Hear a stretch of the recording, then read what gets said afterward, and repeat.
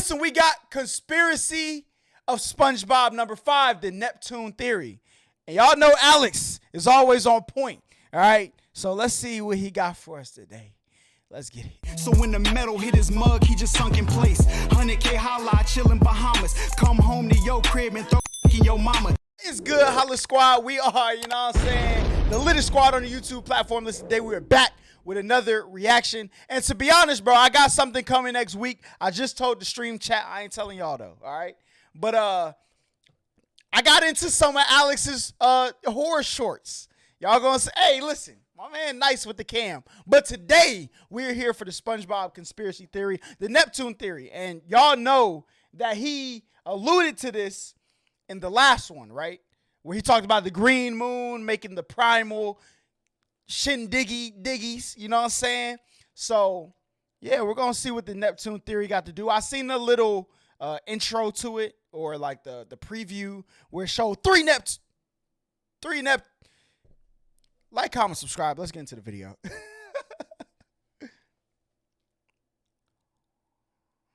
Oh, I muted it. Hold up.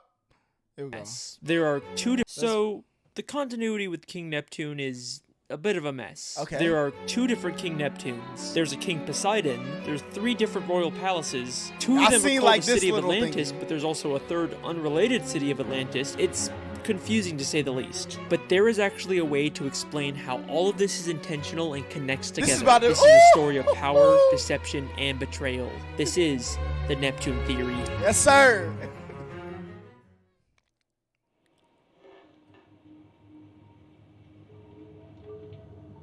That was I reacted to this. Bro, I reacted to this. Listen, but my reaction got messed up. When the little girl pop up at the end, oh, I seen it. But I forgot which one is going to be in my video on Monday. But y'all stay tuned for that.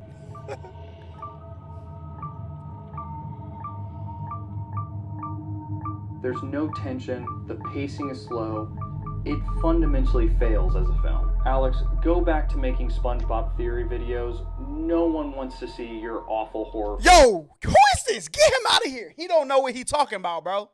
I watched the late night theory, all right? Or the refrigerator. She went to go get a snack. She heard something. The Momo character popped up out there. I watched it. It was good. Great tension building. The critic.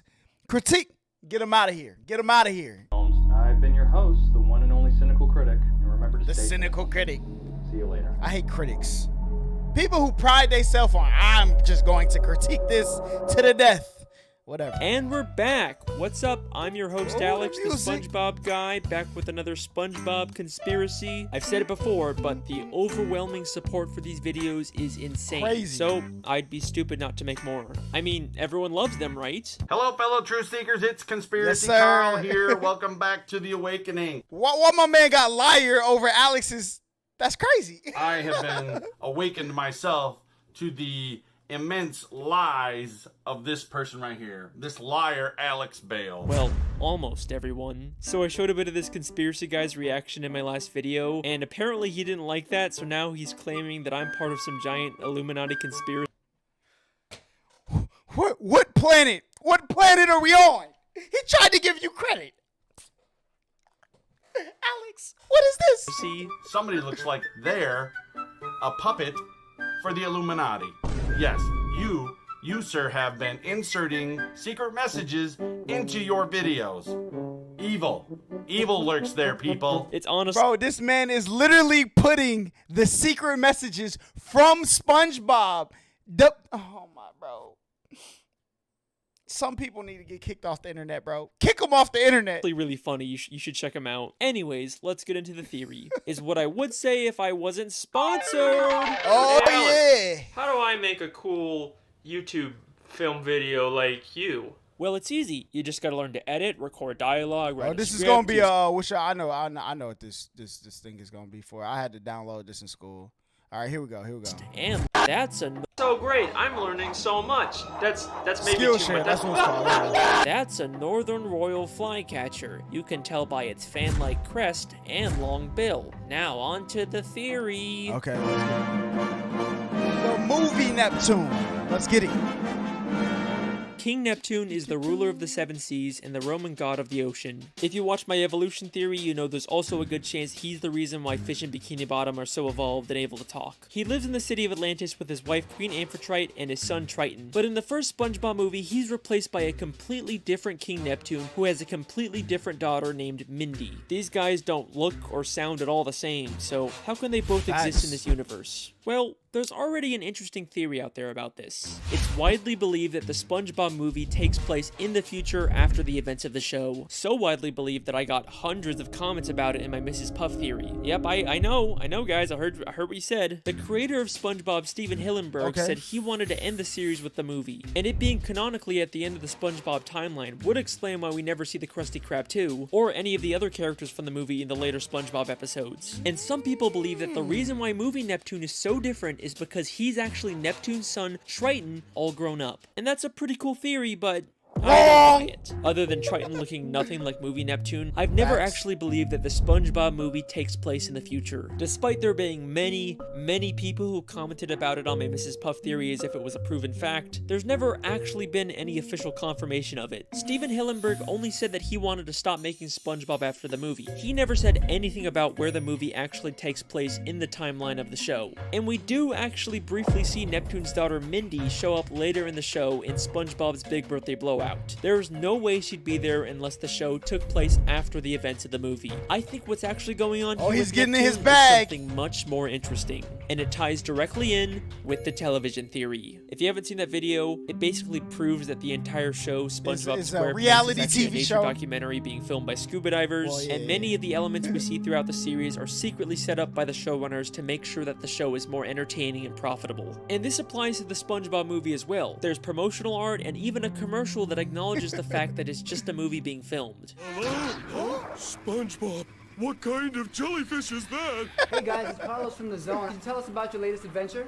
Well, this one adventure we had was a real Lulu. You mean when we went after Neptune's crown? It seemed bigger than our usual adventures. Yes, and with fewer interruptions. Well, thanks guys. We'll see you in Movie, the shows. Movie? What's that? I know. I think the real reason why Neptune looks so different in the movie is because the filmmakers couldn't get the real King Neptune, the literal god of the sea, to show up for a movie. So they hired an actor to pretend to be the king. And there is actually a ton of evidence in the show to support. Yo, this man is, listen, if he proves this, all right, man's going down in history. This. King Neptune is supposed to live in the great city of Atlantis, but in the movie, he just lives in some random sandcastle, almost like they just built a discount version for the movie. But the real evidence comes from Season 10, Episode 18, Lost and Found, where SpongeBob goes beneath the Krusty Krab to look for something in the Lost and Found. As he searches through this surprisingly massive collection of items, on one of the shelves, we see something mind-blowing. The crown worn by King Neptune in the SpongeBob movie. The entire plot of the movie hinges on the fact that Neptune thinks Mr. Krabs stole his crown. Why would Mr. Krabs have this now? Because this isn't just the Krusty Krabs Lost and Found. It's also where they store the props used by the SpongeBob SquarePants filmmakers to create the SpongeBob movie. If you remember from my television theory, Mr. Krabs they had the camera. Hey, this about to get tough. Secretly working for the showrunners to spy on all the main characters. And his secret surveillance room was hidden beneath the Krusty Krab, just like this Lost and Found. So it makes perfect sense for the showrunners to hide their props down here. And if you still don't believe me, we also see SpongeBob's guitar, the Goofy Goober peanut hats, and the magical bag of wind. All items from the movie that would make no sense being down here unless this was the showrunners' prop storage, and the movie King Neptune was just an actor. Well, that's one Neptune down. Now for the real mystery, King Poseidon. Poseidon actually looks like the sun a little bit. In the third SpongeBob movie, Sponge on the Run, the King of the Sea is yet again replaced by a new character, King Poseidon, the Greek god of the ocean. He actually does live in the city of Atlantis, except instead of the ancient royal architecture, it's a giant casino designed to make money. It'd be easy to say that these are just two separate kings that rule different areas of the sea, but they both claim to be the ruler of the seven seas. So how can two different characters both be the king of the same seven seas? The answer to that question actually has to do with a place called Camp Coral. Throughout the third SpongeBob movie, we keep cutting back to flashbacks of a younger SpongeBob and all the other characters when they all went to summer camp together. This was all to set up a spin-off show called Camp Coral that followed these younger characters. Now, at first, I just wrote the show off as SpongeBob following the trend of making all their characters younger to appeal to a younger demographic. It's been done before, and it's never very good. Facts. They also completely contradict the continuity of the main show by having characters like Sandy and SpongeBob meet as kids when we know they actually met as adults in the main show. Look, I am having a hard enough time figuring out this show's continuity on its own. I do not need another show full of contradictions to make it even harder. But the creators actually did something very clever to make the continuity work. The 7th episode of Camp Coral ends with one of the biggest plot twists I've ever seen from the show. So in this episode, SpongeBob actually discovers the Krabby Patty secret formula way before it was supposed to be created by Mr. Krabs. But at the end of the episode, it gets accidentally destroyed by Sandy, and then we get this mind-blowing scene. This is Little Cheeks calling Big Cheeks. Come in, Big Cheeks. Over. Affirmative, Little Cheeks. This is Big Cheeks. Receive.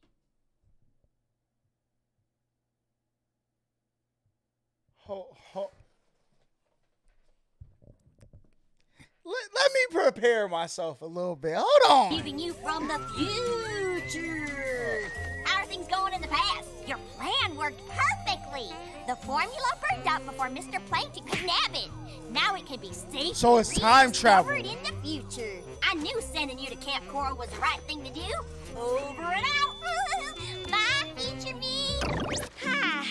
Mission accomplished, timeline preserved. Now everything can continue just the way it's always been. So Sandy used time travel to send her past self to Camp Coral so that she could make sure the Krabby Patty formula didn't get discovered before it was supposed to. They actually figured out a way to make this messed up continuity make sense. Don't you dare tell me this show doesn't care about its continuity. Facts, Can I also just say that this scene lines up perfectly with my television theory? A major part of that theory is that Sandy is actually a spy working for the showrunners and is secretly making sure everything stays on track. And then what do we see a month after I post my theory? Sandy secretly manipulating everyone to keep the show on track. So that episode dropped after Alex's. Hey, Nickelodeon, you know we know you watching. We know you watching. All right, come on now. Just gonna give myself a little pat on the back Yes, there. sir. But enough gloating. What does any of this have to do with King Poseidon? Well, this proves that Camp Coral and the movie that sets it up are in an alternate timeline. The events that have taken place in the show are not the same events in this movie. The continuity errors like Sandy and SpongeBob meeting, or Poseidon being the king of the sea instead of Neptune, can be explained by this shift in the timeline. So there you go. King Poseidon and King Neptune are from completely separate timelines. That's why we never see any reference to King Poseidon in the show. And that is the Neptune theory. Huh. I mean, that wasn't so hard. No, come on now. We know Alex. We know Alex. You must be mad about something. That's silly. Everyone knows Poseidon is ruler of the undersea. Everyone knows Poseidon is ruler. Hold up. Mad about something. Neptune stirred up quite a gale tonight. You must be mad about something. That's silly. Everyone knows Poseidon is ruler of the undersea. Everyone knows Poseidon is ruler of the undersea. Why can't anything ever be easy? So, the true god of the sea. This is the clip that really made me decide to make this theory. The beginning of Season 5, Episode 19, Spongehenge, shows two fish arguing over whether Neptune or Poseidon is the real ruler of the sea. It's like the creators are directly telling us that both of these characters somehow exist in the same timeline, and it's our job to figure out how the puzzle pieces fit together. So, let's take a look. Why is SpongeBob this complex, similar appearances and personalities, there is one very important difference between them. Poseidon doesn't have power.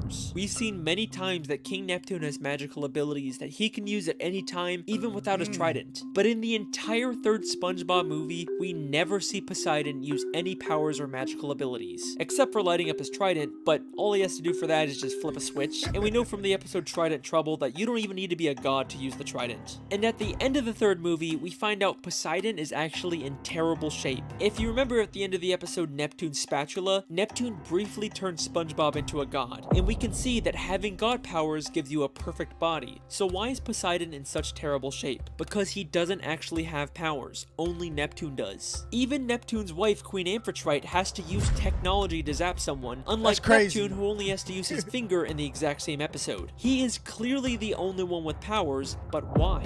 To answer this question, we first have to understand the origins of King Neptune. Now, throughout the show, I knew my man was about to get in his bag, bro. It couldn't be that simple. I read the Wikipedia, I looked through the comic books, the video games, but I just couldn't find anything that would help me. But then I remembered there are Spongebob shorts, which are like mini episodes that only air once, usually to promote something. So I started looking to see if there were any that could help us, and lo and behold, there is a Spongebob short called The Story of King Neptune. Okay. Yeah, I guess that could be helpful. This short is about SpongeBob telling Patrick the origins of King Neptune, but it's not entirely clear whether it's true. The story of King Neptune. When King Neptune was a little Neptune, his mother set him adrift in a river. As he floated along, a radioactive meteor fell to Earth. An alien appeared and anointed the infant with super Neptune fluid. Is that really the origin of King Neptune?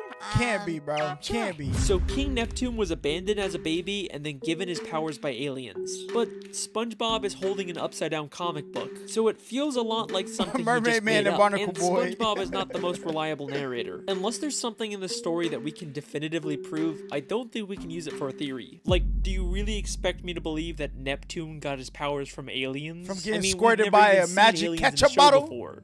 Cap. Except we have. And they just so happen to also live in a city called Atlantis. Season 5, Episode 12, Atlantis Squarepantis, we see another completely different Atlantis, the lost city of Atlantis, a city that's home to a race of aliens. The Atlantean aliens traveled billions of light years to come to this planet and build their city. For reasons unknown, this great city disappeared one day, but no ruins were ever found. All the inventions you take for granted were given to us by the Atlanteans. The conch They were shell! a peaceful race of aliens who shared their technology, but then mysteriously disappeared for some reason. And take a guess what we find when we look inside of that city. A massive sculpture of King Neptune. That story about aliens giving Neptune his powers doesn't sound so far-fetched now, does it? And that's not all we find. Neptune's Ascension, the only surviving painting from the great lost city of Atlantis. A painting created by the Atlanteans called Neptune's Ascension, aka Neptune ascending to his god status by being given powers by the Atlantean aliens. That's crazy. The story is definitely referencing this. There are too many connections for this to be a coincidence. So even though it's being told by SpongeBob and details like the aliens' appearance are wrong, the story itself is probably based on truth. And there's also a lot of evidence to support the idea that Neptune was abandoned as a baby. My man In tried Clash to of bring the Titans, baby that Neptune boy. is watching a soap opera in his bedroom and gets upset when his wife turns it off. Oh, Neptune, surely this isn't the behavior befitting a king, doing nothing but watching daytime television. Wait! Rochelle was just about to meet her biological parents. In the soap opera, Rochelle was just about to meet her biological parents. Maybe the real reason why Neptune's so invested in the soap opera is because he's never met his biological parents either. There's even tissues on the table next to him as if he's been crying. And the idea that Neptune was abandoned as a baby works perfectly with the mythology in the show. Neptune is the Roman god of the sea, but he is the only reference to Roman mythology in the show. Everything else we see is from Greek mythology. In the episode Trident Trouble, we see a Greek chorus. Behold, we're the Greek chorus. We narrate this epic tale.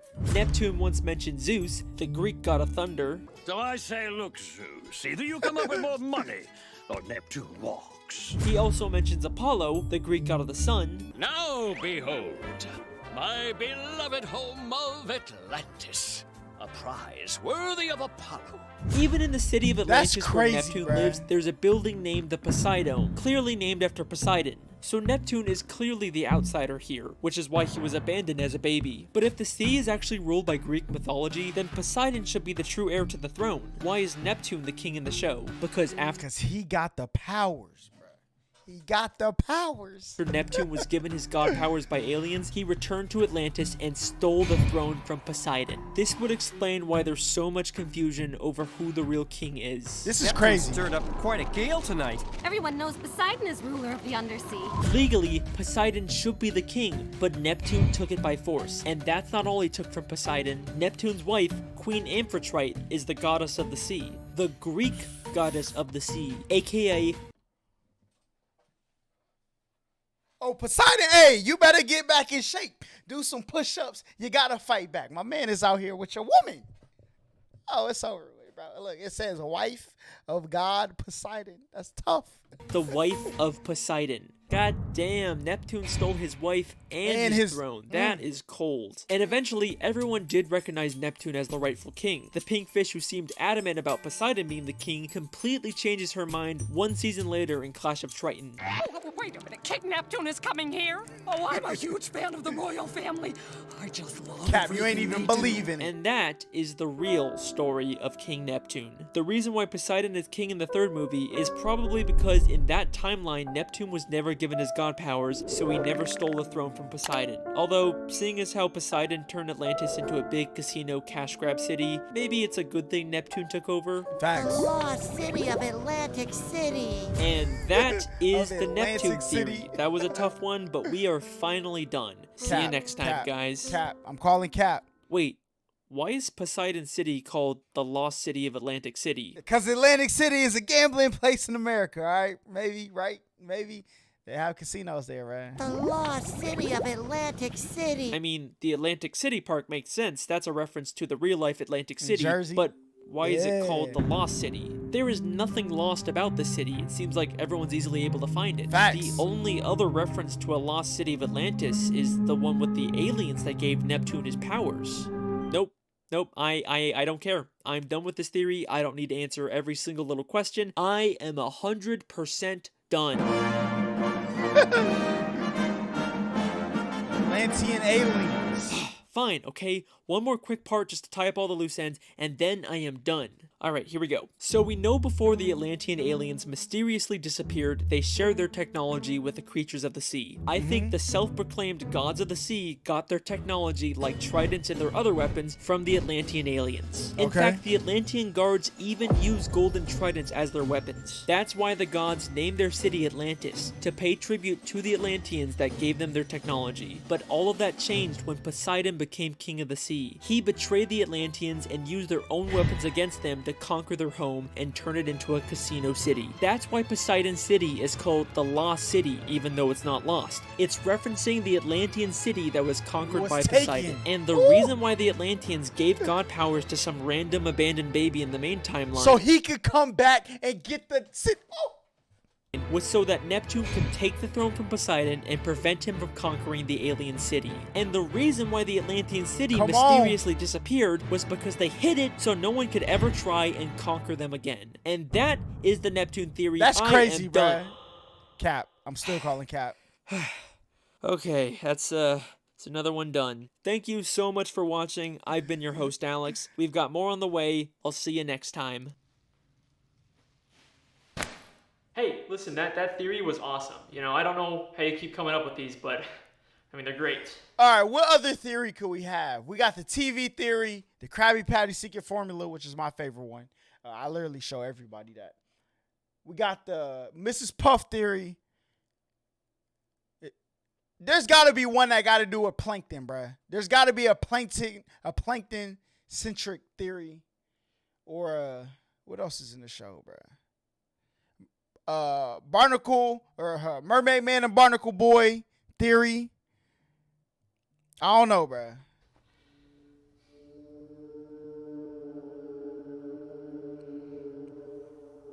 And listen, you were totally right. You know, the people want SpongeBob theory, so who might have? You got the SpongeBob shirt. So, thank you.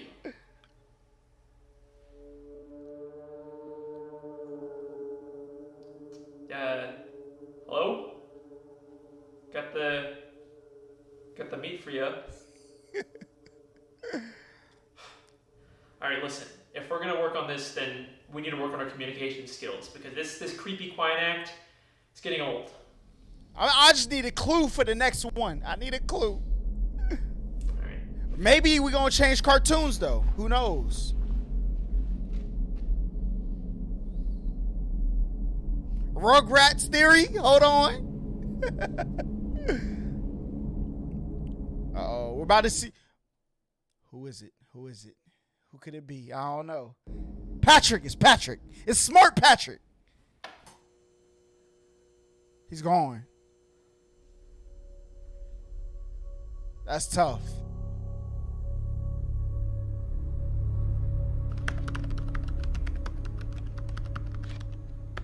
Spells conspiracy.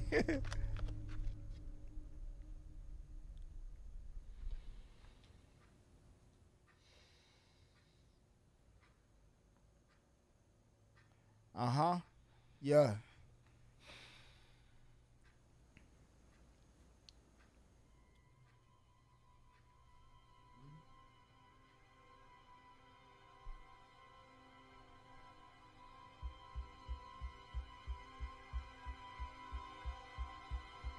The Spider-Man theory. It's Spider-Pig. Hold up. Spider-Pig was on Family Guy, right? Oh, yeah. Wrong show. Why are you on my ceiling? My boy, you have done well. But if we are to continue our work, I will require something more.